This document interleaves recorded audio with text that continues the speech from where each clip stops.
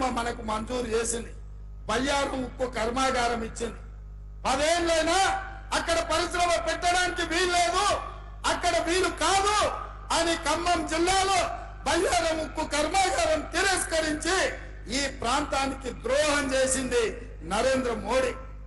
అదే విధంగా Warangal Kazipet railway coach factory, Warangal Kazipet junction అంటే దక్షిణాది రాష్ట్రాలను కలిపే జంక్షన్. ఇక్కడ కోచ్ ఫ్యాక్టరీ పెట్టడం ద్వారా దేశానికే పెద్ద పరిశ్రమ తీసుకురావాలని సోనియమ్మ ఆలోచన చేసింది. మన తెలంగాణకు, మన కాజీపేటకు రైల్వే కోచ్ ఫ్యాక్టరీ సోనియమ్మ మన్మోహన్ సింగ్ ఇచ్చారు. నరేంద్ర మోడీ వచ్చి రద్దు చేసి దీన్ని మహారాష్ట్రకు తరలించకపోయిండు.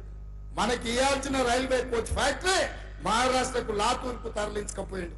నేను అడుగుతున్నా, ట్రిపుల్ గాని ఐటీఐఆర్ కారిడార్ గాని ఈ రోజు మనకి ఇవ్వాల్సింది ఇవ్వలే. ఎన్టీపీసీ ద్వారా 4000 మెగావాట్ల విద్యుత్ ఉత్పత్తి సంస్థల్ని నిర్మాణం చేయలే. గిరిజన యూనివర్సిటీ కొట్లాడంగా నిన్నగాక మొన్న మంజూరు చేసింది.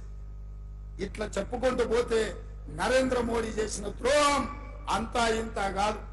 అదే కాదు మిత్రులారా, ఆనాడు కాంగ్రెస్ అధికారంలో ఉన్నప్పుడు పెట్రోల్ 55 రూపాయలు ఉండే, ఇవాళ 110 రూపాయలు చేసిండు.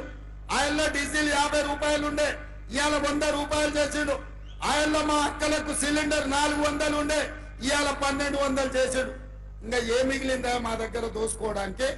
మా చేనేత కార్మికులు కష్టపడి రెక్కలు ముక్కలు చేసుకుంటుంటే ఇవాళ చేనేత పరిశ్రమ మీద జిఎస్టి వేసిండు. అగ్గిపెట్టే సబ్బు బిల్ల, ఆఖరికి వాళ్ళు దేవుడి భక్తుల అంటారు, అగరబత్తీలను కూడా వదిలే అగరబత్తీల మీద కూడా జిఎస్టి వేసిండు. ఇంతకంటే దుర్మార్గమైన భక్తుడు ఎవడని ఉంటాడా ఈ దేశంలో అని నేను అడుగుతున్నా. ఇవాళ అన్ని పోయినాయి, చేసింది లేదు, చెప్పుకునేటందుకు లేదు, చెప్తే నమ్మేటోడు లేడు. అందుకే పిచ్చి పట్టుకుంది బీజేపీ వాళ్లకు. మత పిచ్చి ప్రజల మధ్యలో, భాష మధ్యలో, ప్రాంతాల మధ్యలో చిచ్చు పెట్టి విభజించి ఎన్నికల్లో నిగ్గాలి అని ఆలోచన చేస్తారు. అట్లయినా వాళ్ళకి ఎవరు దొరకలే. ఎవరు దొరికినా ఈ నుంచే మీరు బండకేసి కొట్టిన ఆయన దొరికింది అరూరు రమేష్. ఎవరే ఆయన? మీ భూములు మింగిన అనకొండ కాదా? ఊరూర్లో భూములు ఆక్రమించుకున్నాడు కాదా?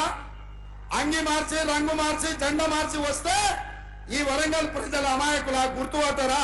ఏ రూపంలో వచ్చినా, ఏ ఎస్ఎంఎస్కి వచ్చినా అరూరు రమేష్ బండకేసి కొట్టేది గ్యారంటీ. ఈ అనకొండ అంతు చూసేది గ్యారంటీ.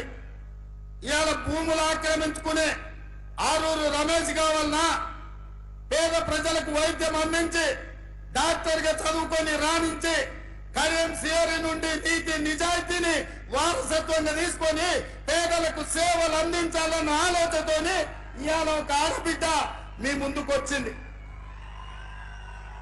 ఇవాళ కాంగ్రెస్ పార్టీ సియరి గారు టికెట్ అడగలే. నేను ఈ వేదిక మీద నుంచి స్పష్టంగా చెప్పదలుచుకున్న ఈ రాష్ట్ర ప్రజలకు, సిఆర్ గారు